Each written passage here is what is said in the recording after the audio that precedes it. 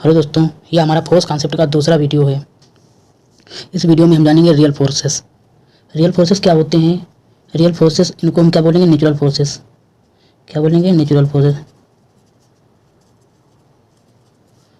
ये ऐसे फोर्स होते हैं जो कहाँ से एग्जर्ट होते हैं? एक्सर्टेड बाय द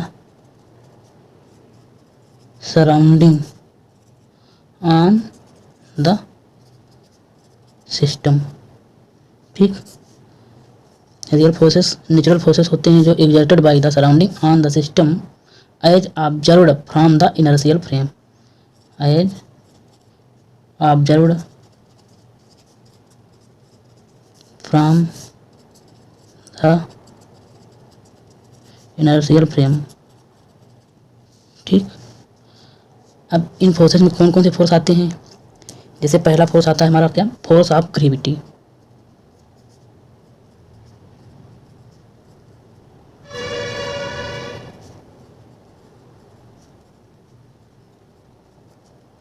या wait.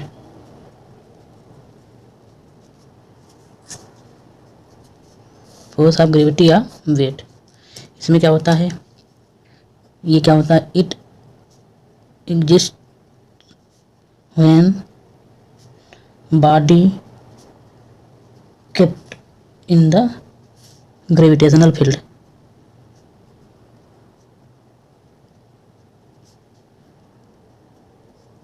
of the earth।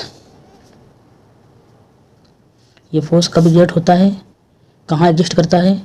It exist when body kept in the gravitational field of the earth। ठीक, इसकी कंडीशन क्या है? ऑलवेज ये होता है पुलिंग फोर्स। क्या होता है? मतलब पुलिंग फोर्स होता है। इसकी डायरेक्शन क्या होती है? डायरेक्शन होती है डाउनवर्ड, वर्टिकली डाउनवर्ड इसकी मतलब डायरेक्शन होती है। इसका मैग्नीट्यूड क्या होता है? इसका मैग्नीट्यूड जिस बॉडी पे लगता है उस बॉडी का mass of body into gravitation.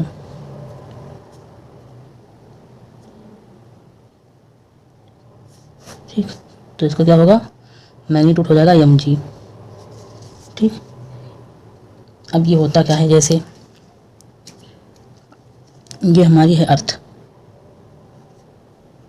इसका सेंटर है ये सी, अर्थ का सेंटर। कोई हमारी बॉडी जिसका मास m है यहाँ पर है। ठीक, तो इस अर्थ के सेंटर की लाइन ऑफ एक्सिस में इस बॉडी पर ग्रेविटेशनल फोर्स लगेगा, जो किसके कारण उत्पन्न होगा? ग्रेविटेशनल फील्ड के कारण उत्पन्न होगा। इसकी ग्रेविटेशनल फील्ड के कारण यहाँ पर जो फोर्स उत्पन्न होगा वो डाउनवर्ड लगेगा, जिसका मैग्नीट्यूड क्या होगा? m इंटू जी। ठीक, इस फोर्स में हमेशा ये वर्टिकली डाउनवर्ड इसकी डायरेक्शन रहेगी। इसका SI यूनिट वही होगा जो फोर्स का होता है। फोर्स का SI यूनिट क्या होता है? न्यूटन। ठीक, एक newton equal to 1 kg metre पर सेकेंड स्क्वायर। ये हमारा एक न्यूटन बराबर होता है। ठीक, यहाँ पर अगर देखा जाए तो m SI यूनिट में kg में मापा जाएगा, और g जिसका मतलब मान क्या होता है? 9.8 मीटर पर सेकेंड स्क्वायर, या इक्वल टू 10 मीटर पर सेकेंड स्क्वायर। ठीक, अब हम बात करेंगे नॉर्मल रिएक्शन की। नॉर्मल रिएक्शन नंबर 2, ये भी रियल फोर्स होता है।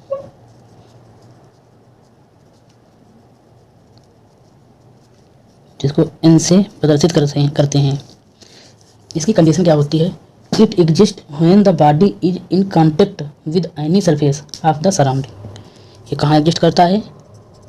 It exist when the body is in contact with any surface of the surrounding. ठीक, it exist when the body is in contact, ठीक, विद एनी सरफेस। जहाँ पर body contact करेगी किसी भी सरफेस पे सराउंडिंग में, ऐसे सरफेस पे जहाँ पर बॉडी कांटेक्ट करेगी वहाँ पर नॉर्मल रिएक्शन एग्जिस्ट होगा। ठीक, इसकी कंडीशन क्या होती हैं? ये ऑलवेज क्या होता है? परपेंडिकुलर होता है इसके कांटेक्ट सरफेस के। जो सराउंडिंग का कांटेक्ट सरफेस होता है उसके क्या होता है? ऑलवेज परपेंडिकुलर होता है। ठीक, इसकी वैल्यू हमेशा 0 से बराबर या बड़ी होते हुए इनफाइनाइट तक होती है। मतलब ये जैसी प्रॉब्लम वैसी value, depending upon the problem.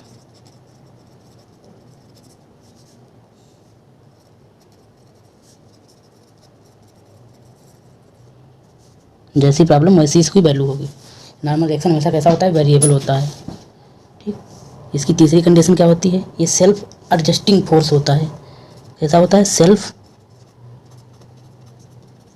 Adjusting force. और इसकी चौथी सबसे बड़ी कंडीशन क्या है? ये है पुशिंग फोर्स। पुशिंग फोर्स मतलब अवे फ्रॉम द कॉन्टेक्ट।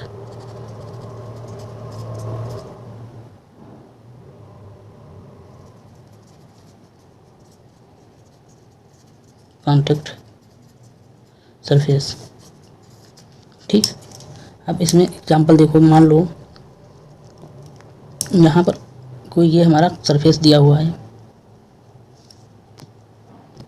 मान लो यहाँ पर हमारे पास ये एग्जांपल दिए हुए हैं। तो इन एग्जांपल में पहला एग्जांपल जैसे यहाँ पर अगर देखा जाए तो इसमें कंडीशन देखो क्या होता है? It exist when the body is in the contact with any surface of the surrounding. तो यहाँ पर ये एग्जिस्ट करेगा। एग्जिस्ट क्या करेगा? Perpendicular contact surface. इसके ऑलवेज क्या होगा? परपेंडिकुलर होगा, डिपेंडिंग अपॉन द प्रॉब्लम। इसकी वैल्यू क्या होगी? 0 से इनफाइनाइट। सेल्फ एडजस्टिंग फोर्स है, जैसे एक साधु या संत होता है अपने आप में हमेशा क्या कर लेता है? वो जहाँ भी जैसा देखता है वहाँ वैसे एडजस्ट हो जाता है। Always pushing force away from the contact surface. तो इसकी नॉर्मल रिएक्शन ये रहेगी। ठीक, ऐसे ही यहाँ पर दूसरे एग्जाम्पल में always perpendicular to the contact surface. ये कॉन्टेक्ट सरफेस हमारा है, इसके परपेंडिकुलर मतलब इसकी नॉर्मल रिएक्शन क्या रहेगी? ये रहेगी।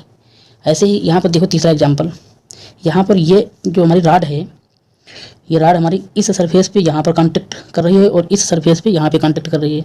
तो इस कांटेक्ट सरफेस के परपेंडिकुलर नॉर्मल रिएक्शन ये है। यहाँ पर इस कांटेक्ट के इस सरफेस में जहाँ पर कांटेक्ट कर रही है वहाँ पर इसकी नॉर्मल रिएक्शन क्या रहेगी? ये रहेगी। इसी तरीके से इस कर्व में हमारे पास 3 ब्लॉक दिए हुए हैं। तो अगर इसका कांटेक्ट सरफेस देखा जाए तो परपेंडिकुलर अगर देखा जाए तो ये इसका परपेंडिकुलर रहेगा, तो ये इसका नॉर्मल रिएक्शन रहेगी। और इसकी normal reaction perpendicular to the contact surface, perpendicular to the contact surface. Same इसी प्रकार यहाँ पर देखो ये एक निप टाइप की है। यहाँ पर इस सरफेस में इसका नॉर्मल रिएक्शन ये रहेगा। ऐसे ही अगर यहाँ पर देखा जाए तो ये कॉन्टेक्ट सरफेस है ये, तो यहाँ पर कॉन्टेक्ट सरफेस इसके बिल्कुल परपेंडिकुलर। अगर यहाँ पर एक वर्चुअल सरफेस कॉन्टेक्ट सरफेस बनाया जाए तो ये परपेंडिकुलर होगा, तो इस पर यहाँ पर इसका नॉर्मल रिएक्शन बिल्कुल ये जाएगा। ठीक, ये हो गई हमारी नॉर्मल रिएक्शन की बात। अब हम बात करेंगे टेंशन की। तीसरा हमारा रियल फोर्स क्या है? टेंशन। ये भी हमारा फोर्स है, इसको हम टी से प्रदर्शित करते हैं। इसका भी ऐसा यूनिट न्यूटन है। ठीक, ये ऑलवेज हमारा कैसा फोर्स है? पुलिंग फोर्स होता है always. Tension always pulling force होता है। ये हमारा एग्जिस्ट कहाँ करता है? When the body is attached with string. कब एग्जिस्ट करेगा? When the body is attached with string या थ्रेड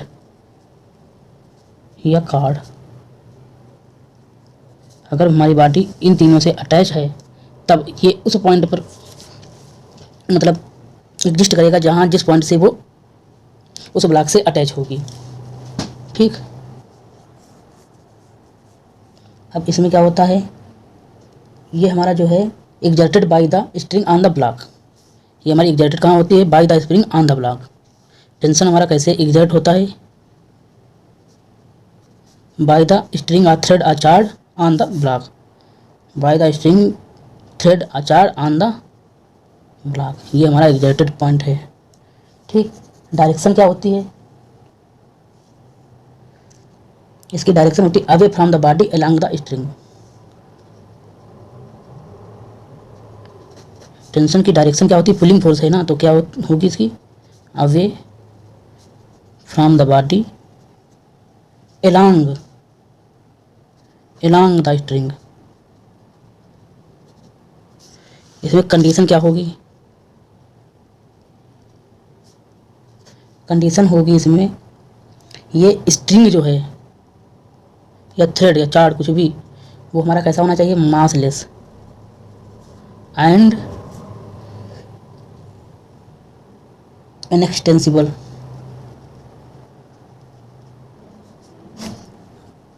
ठीक, ये हमारा जो टेंशन का फोर्स है, ये हमारा सेल्फ एडजस्टिंग फोर्स है। कैसा फोर्स है, ये हमारा सेल्फ एडजस्टिंग फोर्स है। ठीक, इसकी वैल्यू 0 से लेके इनफाइनाइट तक होती है। अब इसके एग्जाम्पल के द्वारा हम समझने की कोशिश करेंगे। जैसे हमारा पहला एग्जाम्पल, ये हमारा एक सरफेस दिया है, इस पर ये m मास का एक ब्लॉक रखा हुआ है।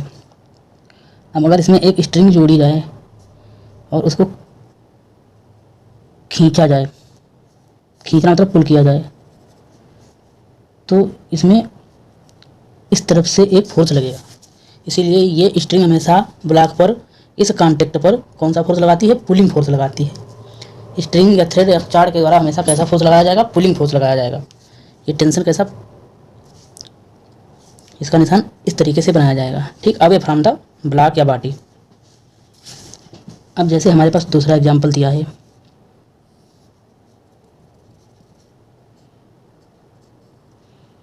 ये हमारा लाइन ऑफ एक्शन हो गई, इसे थीटा एंगल पर पुलिंग फोर्स लगाया गया टी। ठीक, इसका मास m है। तो अब ऐसी कंडीशन में यहाँ पर हम देखेंगे, तो यहाँ पर अगर इसको एक एंगल बनाएं, तो यहाँ पर एंगल बनाने पे इसके दो कंपोनेंट बन जाएंगे, एक हॉरिजॉन्टल कंपोनेंट और एक वर्टिकल कंपोनेंट, एक्स एक्सिस में और दूसरा वाई एक्सिस में। ठीक, तो यहाँ पर ट्रायंगल के द्वारा देखा जाए तो ये हमारा हाइपोटेन्यूस हो गया, ये हमारा बेस हो गया और ये हमारी अपोजिट साइड हो गई।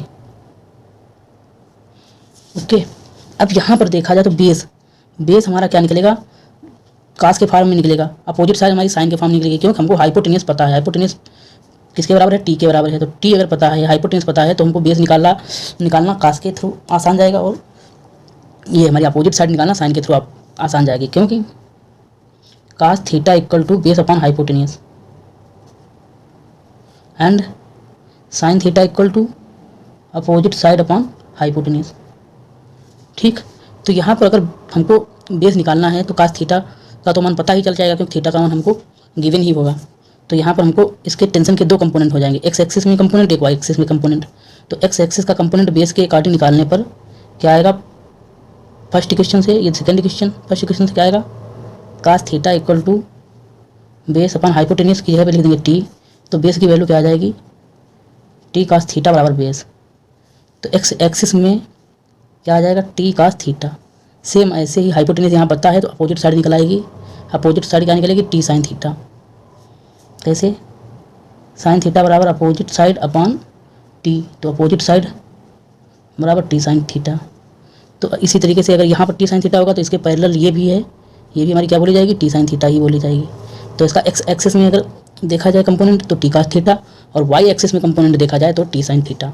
ठीक, थीटा के पास वाला कास और थीटा के दूर वाला साइन। तो यहाँ पर इसके दो कंपोनेंट बन गए।